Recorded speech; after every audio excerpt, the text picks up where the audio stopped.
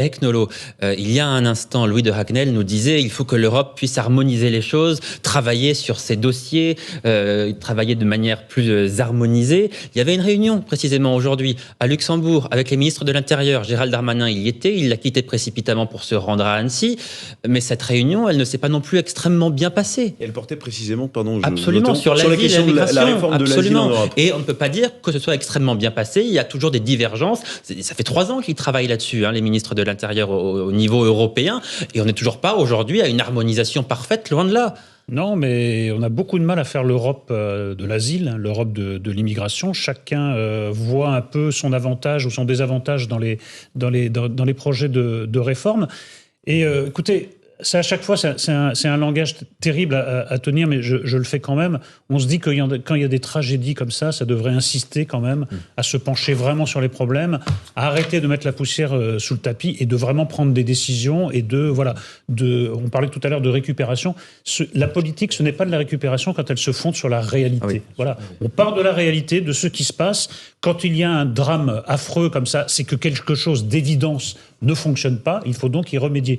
J'espère, à chaque fois, c'est un espoir qui est malheureusement déçu, que nos politiques, nos gouvernements seront à la hauteur de ces situations-là et on s'aperçoit que... C'est ce qu'on se dit tout le temps. Voilà, l'émotion s'estompe, ça c'est normal, c'est un peu l'homme est fait comme ça, et on passe à autre chose. Et puis un jour, il y a un autre drame qui remet ça dans l'actualité. Mais je garde espoir. Jean-Michel Fauvergue. Et puis surtout, faire marcher les manettes qui existent déjà européennes. J'ai cité tout à l'heure le fichier SIS et la borne Eurodac, mais on a aussi, pour lutter contre l'immigration, et en particulier l'immigration clandestine, on a un certain nombre d'agences européennes. On a Frontex pour travailler sur les enquêtes, on a Europol pour travailler sur le judiciaire, on a Alors Eurojust. Autant Europol ça marche plutôt bien, autant Frontex je ne suis pas sûr que ce soit le meilleur exemple à prendre. Eh bien non, mais c'est justement ce que je vous disais, c'est-à-dire que on a des outils, je les prenais pas comme exemple, c'est quelque chose qui existe.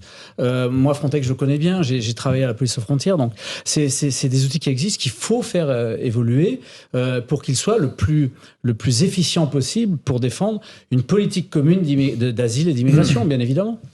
En fait, il y a un problème aussi de fond qui est que tous les pays de l'Union européenne ne défendent pas les mêmes intérêts. Je vous prends un exemple, ça n'a pas de lien avec l'affaire, mais puisqu'on en parle, je prends cet exemple. L'Italie, globalement, n'a pas beaucoup d'intérêt en fait à jouer le jeu de Frontex, à jouer le jeu des frontières, notamment sur la prise en compte des demandeurs d'asile et des migrants qui arrivent sur son territoire. Pourquoi ? Parce que les accords de Dublin, en théorie, stipulent que l'Italie doit prendre l'empreinte digitale de chacun des migrants qui arrivent sur ses côtes, et ensuite c'est l'Italie qui doit enclencher la procédure de demande d'asile ou demande de titre de séjour des migrants. Sauf que, comme il y a une surconcentration des migrants qui arrivent en Italie, l'administration italienne dit on préfère fermer un peu les yeux, laisser passer les migrants vers la France, vers les pays frontaliers, pour qu'en fait ce soit d'autres pays, comme la France par exemple, qui se chargent d'examiner les dossiers. Et nous, Français, par exemple, du coup on se retrouve avec les demandes d'asile de migrants qui viennent de l'Italie, qui viennent de la Grèce, qui viennent d'Espagne aussi beaucoup, et notre droit d'asile est extrêmement généreux, et donc beaucoup de migrants veulent venir chez nous. Voilà. Mais tout ça pour dire que si les pays qui tiennent les frontières extérieures de l'Union européenne tenaient réellement les frontières extérieures, eh bien en fait on n'en serait pas arrivé là au niveau politique, sauf qu'en fait eux savent que leur pays est simplement un pays de passage.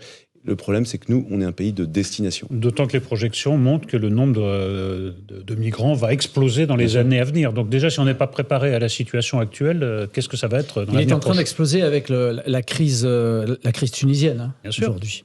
Il est 18h20, on va rappeler le bilan qui a été dressé il y a une vingtaine de minutes par la procureure d'Annecy qui donc nous dit qu'il y a parmi les 6 blessés, 5 blessés qui sont ce soir en urgence absolue, 1 adulte et 4 enfants, des enfants dont l'état de santé est, je cite, très fragile. Et c'est bien cela, Eric Nolot, qui bien sûr, il y a ce drame, cette horreur absolue, mais c'est amplifié par le fait que ce soit des enfants qui aient été pris pour cible, alors même que certains d'entre eux, âgés de 22 mois, se trouvaient dans des poussettes. Mais c'est incompréhensible, c'est-à-dire qu'on n'est pas équipé pour analyser en fait ce genre de choses, puisque des enfants de 22 mois à 3 ans, c'est l'innocence absolue, donc c'est le crime absolu. Donc on cherche des mots absolus, nous ne les avons pas, nous n'avons que des mots relatifs, et c'est vraiment peut-être l'aspect le plus troublant, en plus d'être le plus émouvant du dossier, c'est que on se dit cet homme s'en est pris à des enfants. Alors, je veux bien, moi, on va voir, hein, est-ce qu'il est pas en possession de tous ses moyens mentaux ou psychologiques peut-être, mais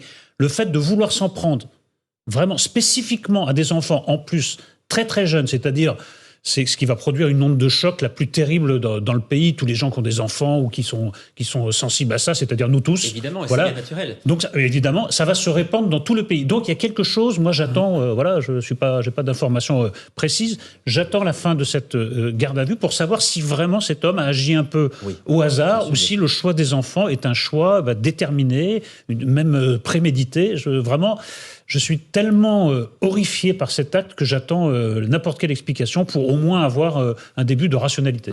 On va écouter à présent l'une des personnes qui sera sans doute, on l'imagine, interrogée par les enquêteurs, l'ex-femme de l'assaillant qui a pu être contactée par l'AFP, l'agence France Presse. Écoutez-la. Je ne sais pas ce qui lui est arrivé. Ce que vous me dites, c'est terrible.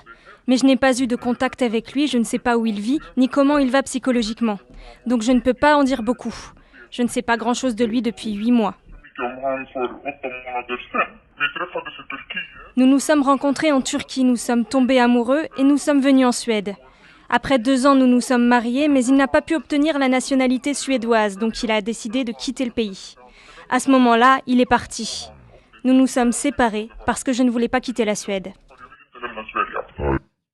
Oui, David Lebars, là, quand on entend l'ex-femme de cet assaillant, elle semble surprise. Alors, il faudra vérifier ses propos naturellement, ce sera le travail des enquêteurs, mais elle semble extrêmement surprise. Elle dit « Je ne comprends pas ce qui s'est passé, je ne le reconnais pas », ce qui semble accréditer quand même la thèse qu'en Suède, il avait une vie à peu près normale et paisible, que tout se passait bien, puisqu'on rappelle qu'il n'était connu ni des services de police, ni de la justice au stade où nous parlons, et qu'arrivé en France, 6 mois après, il passe à l'acte.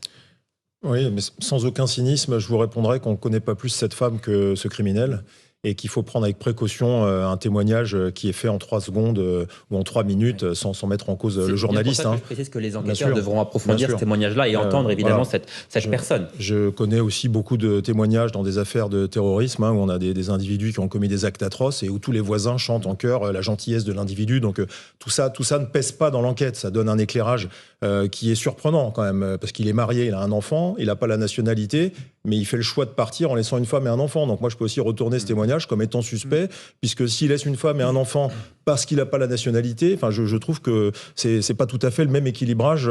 Il aurait pu rester vivre avec sa femme et son enfant. Donc faut être prudent là-dessus. Après, en plus, cette femme, si elle dit la vérité, ou si elle a rien à dire, elle n'est pas dépositaire, elle le dit elle-même, des 8 mois qu'il vient de passer en France. C'est-à-dire qu'elle ne sait pas comment il vit, et on ne sait pas ce qu'il a fait pendant ces 8 mois. Donc tout ça vient dans l'enquête, ça donne un petit éclairage, mais ça ne donne en rien les motivations complètes.